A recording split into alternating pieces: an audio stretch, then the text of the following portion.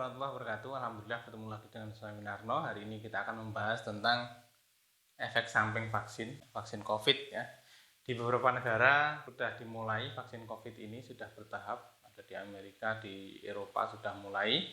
Di Indonesia mudah-mudahan beberapa saat lagi kita akan memulai vaksin untuk COVID ini. Kita masih menunggu dari BPOM untuk otorisasi penggunaan dalam emergensi. Apa sebenarnya efek samping dari vaksin COVID? Ini banyak dikhawatirkan oleh beberapa kalangan ya. Ada yang menyambut kedatangan vaksin ini dengan bergembira, ada yang khawatir ketika dia harus divaksin. Maka masalah-masalah semacam ini harus kita selesaikan sebelum vaksin ini kita berikan kepada masyarakat. Ini sebagai salah satu upaya untuk edukasi sehingga mudah-mudahan masyarakat bisa sedikit banyak memahami tentang efek samping dari COVID sehingga teman-teman ini, masyarakat ini tidak perlu khawatir yang berlebihan. Apakah saya nanti kalau sudah divaksin nanti sakit apa tidak? Nah itu ya, ini nanti akan sedikit kita bahas. Ini kita pakai referensi dari cdc.gov. Efek samping dari vaksin itu yang pertama adalah di area injeksi ya. Ketika ini lokasi penyuntikan, dikasih suntik semacam ini, area penyuntikan ini bisa terjadi nyeri ya. Nyeri dan juga bisa terjadi pembengkakan. Ini pada area injeksi. Kalau untuk seluruh tubuh secara sistemik, secara menyeluruh, apa yang terjadi? Ini secara menyeluruh ini bisa timbul yang namanya demam. Ada yang kadang-kadang merasa panas dingin ya. Panas dingin, gregesi dan sebagainya ya. Kemudian merasakan lemah ya, lelah, lemah, ya, letih, lesu ya. Kemudian bisa juga merasakan sakit kepala ya. Hal-hal inilah yang sering muncul ketika dilakukan vaksin. Ini sebenarnya bukan hanya vaksin COVID, tapi vaksin COVID ini salah satunya juga berdampak yang semacam ini.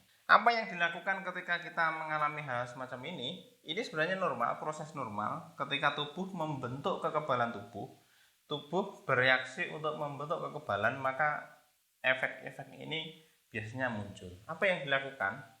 Untuk yang area penyuntikan ini, area ini ya, ini yang dilakukan adalah dikompres, kompres dingin.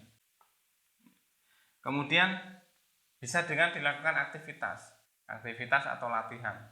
Nah, akan ini daerah ini disuntik tempat penyuntikan, maka kita buat aktivitas semacam ini agar aliran darah ini lancar yang ada di daerah sini sehingga pembengkakan ini bisa terkontrol.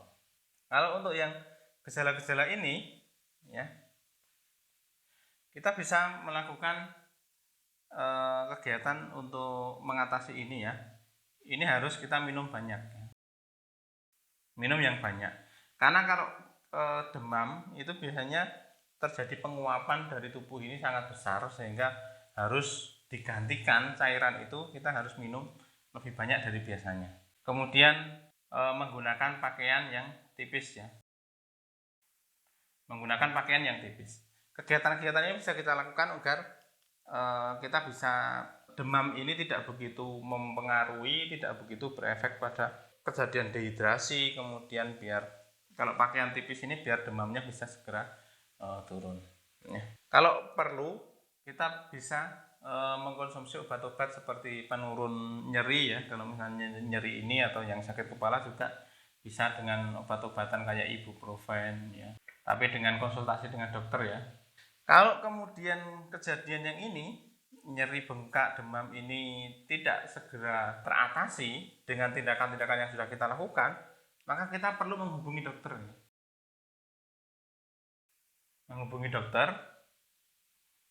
Kapan kita harus menghubungi dokter?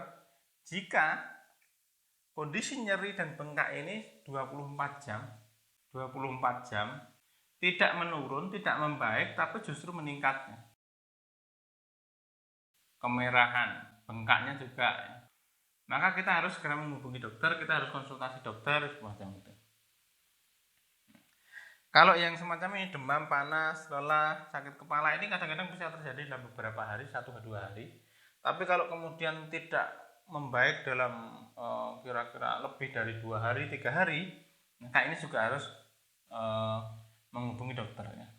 Kondisinya meningkat, lebih dari dalam 2 sampai 3 hari ya. Ini kondisinya tidak kunjung membaik, tapi justru malah meningkat, jadi flu, jadi macam-macam, maka konsultasilah dengan dokternya.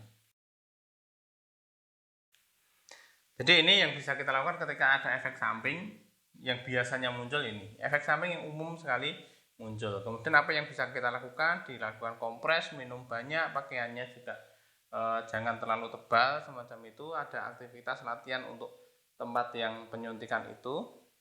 Kalau kemudian belum membaik, kemudian menghubungi dokter. Kemudian teman-teman semua yang perlu kita perhatikan adalah injeksi dari vaksin COVID ini. Kebanyakan vaksin itu melakukannya 2 kali, disarankan 2 kali, tidak hanya 1 kali. Walaupun di injeksi yang pertama ini ya, injeksi pertama ini ada keluhan efek samping ya, efek samping ini tidak ada masalah, ini tetap harus diinjeksi yang kedua. Jadi kemudian saya di injeksi pertama ada efek samping ini, saya demamnya nggak hilang-hilang misalkan begitu. Apakah saya harus melakukan injeksi yang kedua? Iya, harus melakukan injeksi kedua. Kecuali dari pemeriksaan dokter menghentikan ya, mengatakan tidak boleh misalkan menghentikan. Kalau dokter mengatakan jangan diinjeksi yang kedua, ini sangat berbahaya, misalkan ada reaksi alergi dan sebagainya, maka bisa tidak dilakukan injeksi yang kedua. Kemudian apakah setelah kita melakukan vaksin ini kemudian kita bebas, tidak perlu menerapkan protokol kesehatan? Jadi setelah kita melakukan injeksi yang kedua, injeksi pertama ada yang berselangnya 1 minggu, ada yang berselangnya 2 minggu, ada yang berselangnya 3 minggu. Setelah injeksi yang kedua, ini itu dalam 1 sampai 2 minggu dari injeksi kedua itu tubuh belum mampu melakukan proteksi ya. Diperkirakan dalam 1-2 minggu ini proteksi belum terbentuk dalam tubuh itu. Jadi tetap harus menerapkan yang namanya protokol kesehatan ya. Misalnya pakai masker ya, cuci tangan, jaga jarak dan sebagainya. Protokol kesehatan harus tetap kita terapkan walaupun sudah melakukan vaksinasi. Jadi ini teman-teman yang bisa kita diskusikan, mudah-mudahan bermanfaat. Terima kasih. Assalamualaikum warahmatullahi wabarakatuh.